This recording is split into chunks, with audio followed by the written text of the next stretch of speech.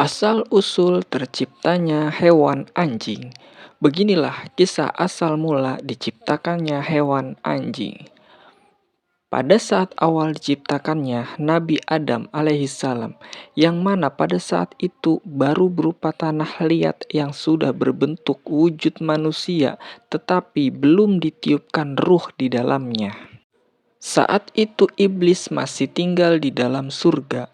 Iblis menyadari bahwasanya makhluk yang akan Allah ciptakan itu akan mengalahkan derajat dan kemuliaannya di langit pada saat itu. Hati iblis pun dipenuhi rasa dengki karena merasa dirinya tersaingi. Karena iblis merasa dirinya sudah paling tinggi, namun Allah menciptakan makhluk yang terbuat dari zat terendah yaitu tanah. Iblis pun akhirnya mendekati sosok tubuh manusia itu yang mana nantinya akan menjadi Nabi Adam. Lalu iblis pun meludah ke arah tubuh itu dan ludahnya jatuh di atas perut tubuh itu. Allah pun marah kepada iblis atas kelakuannya dan Allah mengeluarkan iblis dari surga.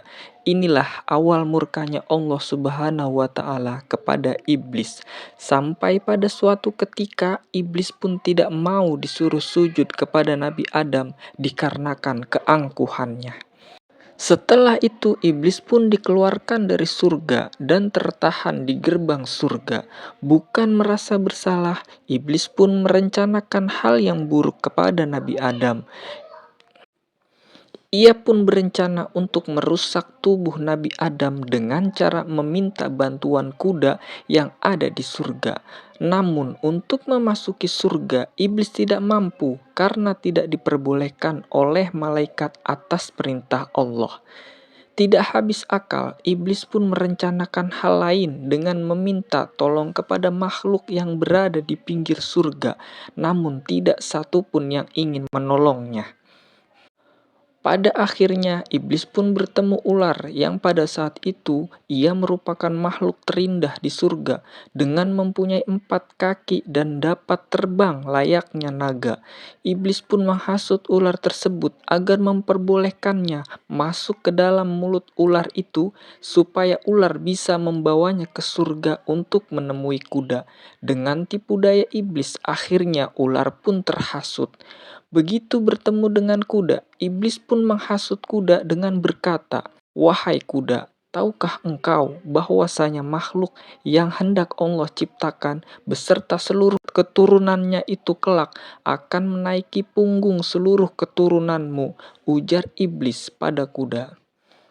Mendengar hal tersebut, kuda pun marah dan menuju tubuh Nabi Adam yang masih berupa tanah liat untuk menginjaknya.